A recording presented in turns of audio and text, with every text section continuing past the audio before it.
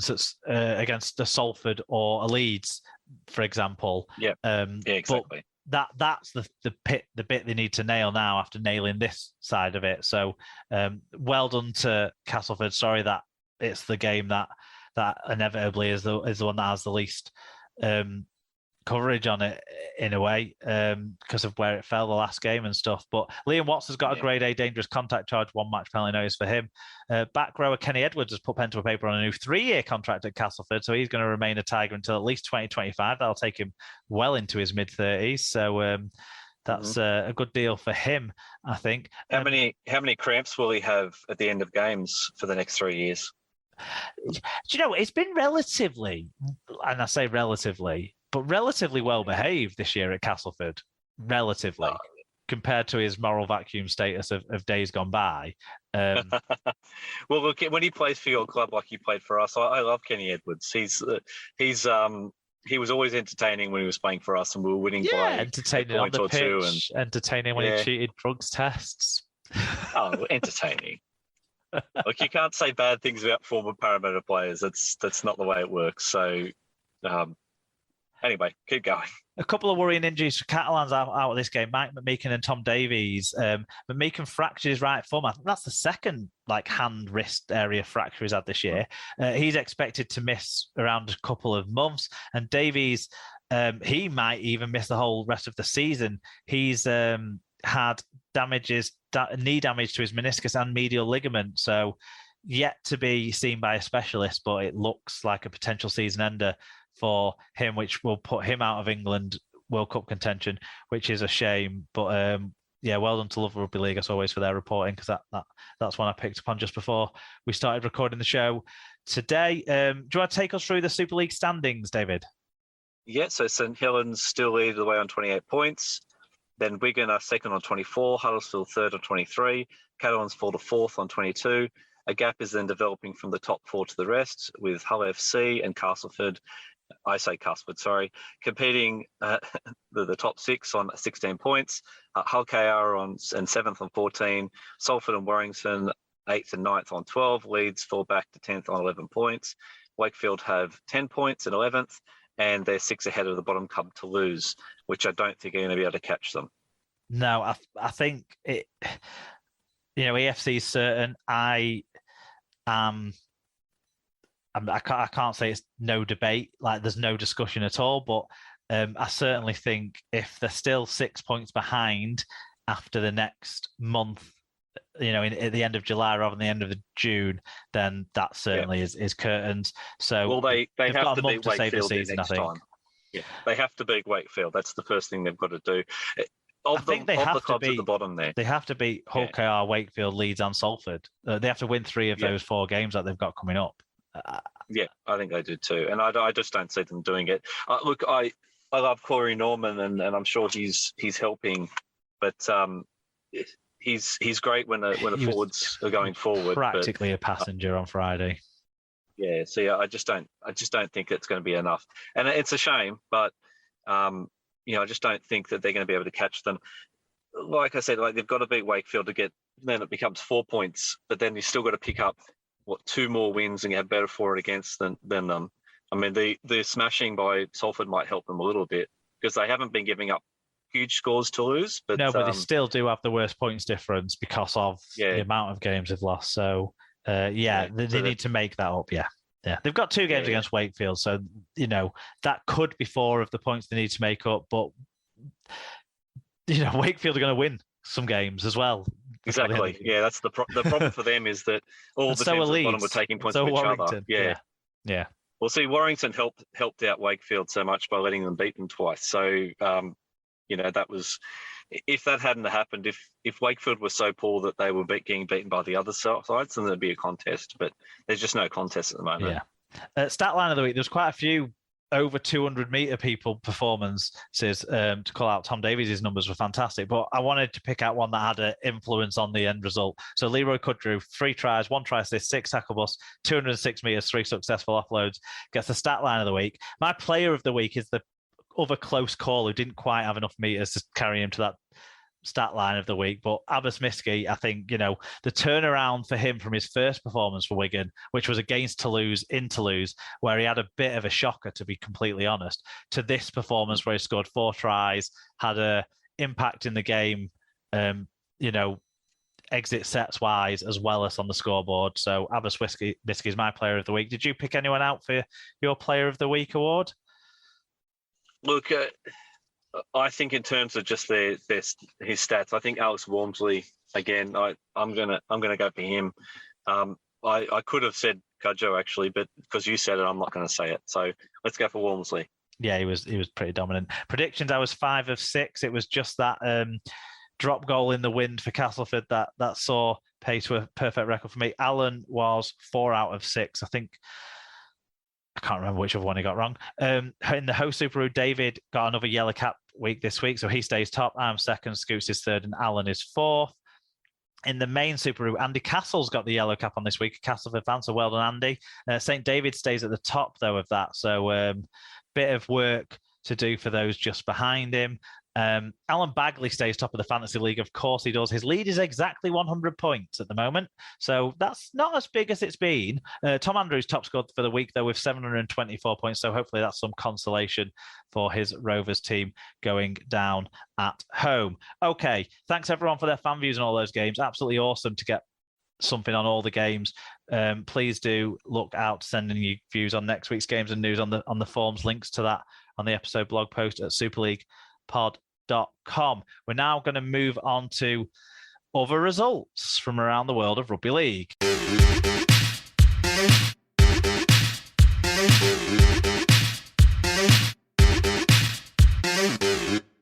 Women's Super League, and in Group 1, a televised game on Sky, which was fantastic for us to get to see. I'm sure it was the middle of the night for you, so you wouldn't have been able to catch it.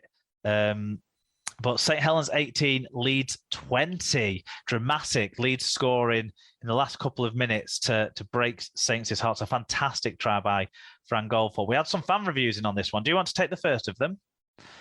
Yeah, so Mike Webb 58. Brilliant game. And again, the sort the women need to prepare for the World Cup. Given the whinging from Leeds fans about the video ref in the men's match, they must have loved this. Esther said, great game to watch, though Saints kept scoring at important times, but Leeds stuck in and just got there in the end. And then Pop the Viking said, a great game to start the Thursday night coverage on Sky. Saints taking early control before Leeds got back into the game. The game could have gone either way before a great try from Leeds next to the post with less than a minute to go, taking the win for the Rhinos. Yeah, I mean, there was a try disallowed for St. Helens just before that, which would have iced the game. But a close call, but the ref went with no try on that one, which I think was fair enough. Yeah. And then, well, I mean, the thing about this competition is when you get St. Helens against Leeds, it's going to be a high quality game because they're the apart from maybe York has been quite good, but they are the dominant teams, and you've got most of the England squad's pretty much in these teams, so it's a pretty good game to watch. Yeah, and the play that won it, Fran Goldthorpe playing at fullback for Leeds this year, centre for England, but fullback for Leeds. Courtney Winfield-Hill went to the line, put a little chip in just behind the line, and Fran Goldthorpe, who's very fast, got through to the ball, just beat the Saints fullback to the ball, and towed it on, but the ball was kind of like holding up, and as Fran Goldthorpe picked it up, the Saints defence had got back around her. So she sort of stepped to go one way, stepped back to go the other way, broke a tackle and darted for the line. Really good stuff. It had a combination of like the end part was a bit the J Field footwork we talked about before, but the earlier part was like pure speed and then opportunism and all of that, all encapsulated in what was a big moment in a big game, because at that point in the game, a lot of the crowd are in. Obviously, it's going to be a St. Helens dominant crowd.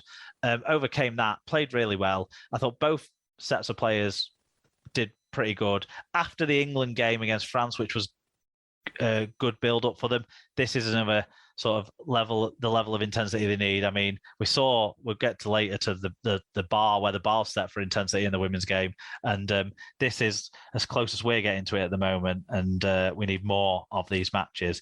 The other game in the women in Group 1 was Wigan 0, York 46, so not the same intensity there on that one. Then in Group 2, it was Featherstone 34 and Lee minus Rangers 4, sorry, I should say. Barrow 46, Castleford 10, and Bradford 0, Warrington 54. Do you want to tell us what that means for the standings in the Women's Super League? The Wigan Super League. Okay, so in Group 1, York are 4 from 4 at the top. Leeds are on 4 points in second. St Helens and Wigan both having one win from their 3 played. Huddersfield are still to go off the mark. In Group 2, Warrington are 4 from 4 in first on points difference. Fev are 4 from 5 and also on 8 points. Barrow and Bradford are both on 6 points. Lee Miners Rangers have 2 points. Cass and Wakey are yet to get off the mark.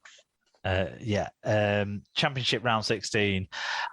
I haven't got a lot of insight on the championship this week, I must admit. So we'll whiz through these. Sheffield 4, Leigh 58, Newcastle 66, Workington 22, Whitehaven 16, York 40, Widnes 26, London Broncos 22. We did get a fan view on this one. Do you want to tell us about that? Yeah, so Paul the Viking, a poor first half from Widnes against a strong-looking London, had the score at 22-10 at half-time. Whatever was said at half-time revitalised the Vikings with a much-improved second half, ensuring a much-needed win for the Vikings. It was Bradford 48, Dewsbury 6, hammering their former hosts there. Result of the week, Featherstone 20, Batley 28. Batley going to Fev, beating Fev, previously unbeaten on home soil Fev. So a big win there for the Bulldogs. Yeah. Then Barrow 18, Halifax 43 in the televised game, which apparently had a bit of everything. I didn't watch it, but there was send-offs. There was clearly a cheeky drop goal in there at that scoreline. Barrow tried to stick around, but Halifax just pulled away in the end, so well done to them. Do you want to tell everyone what that does to the standings in the championship? Yes, so Lee open up their lead at the top to 3 points. Lee have 30, Featherstone have 27, York are just behind on 26 in third, Batley have 23, Halifax have 22, Barrow are 6th with 19 points, Bradford 18, Sheffield complete the top 8 on 14. Widnes and Newcastle both have 12, Whitehaven have 8, London have 5, Dewsbury in 13th have 4, and Workington at the bottom have 2. That result of Batley is pretty big. It feels like ever since the A95 Cup that maybe Featherstone have not regressed, but maybe they didn't get the best of that game, and they, who knows what happens when we get to the end of the season. Yeah. I mean, I don't know if this isn't like, it's closed things up on them with what we talked about with those standings, with York so close behind them. But ultimately, I don't think it's going to impact their position in the playoffs. So they need to have some conversations with themselves, though, don't they, Fev? And address the disappointment that they've been suffering since that 1895 Cup final. Definitely. I mean, it would be just the Fed thing to do that the Super League decides they want 14 teams and Featherstone still don't make it. That's a Featherstone kind of thing to do. Bits of championship news. Sorry, go on. No. I was just going to say that's seriously what I've talked to a Fev fan before, and that feels like the frustration that would happen.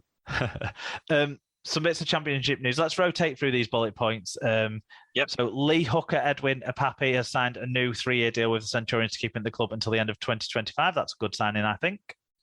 Yep. Widnes have signed Lee duo Kieran Dixon and Lewis Roberts on loan until the end of the season. Yep.